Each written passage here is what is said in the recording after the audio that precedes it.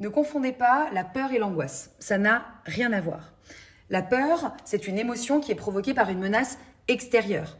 Là, tout de suite, s'il y a un chien qui débarque, je vais avoir peur. Évidemment, en plus, j'ai pas de chien.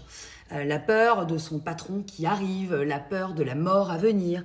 Bref, on a peur de ce qui est extérieur, alors qu'on s'angoisse de ce qui est intérieur. Autrement dit, la peur relève de l'autre et l'angoisse relève de soi. C'est cadeau, ça. Petite illustration donnée par Jean-Paul Sartre, philosophe que j'adore. Il dit, lorsque l'on marche le long d'un précipice, c'est pas tous les jours, j'en conviens, mais vous voyez l'image, on peut avoir peur de tomber, de glisser. Mais on peut aussi ressentir l'angoisse de se jeter soi-même dans le vide.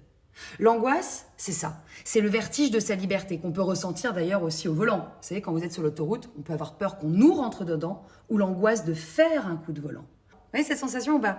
Plus personne qui va monter avec moi après, mais bref, l'angoisse, c'est la prise de conscience que l'on est toujours libre de choisir une voie, même si elle est irrationnelle.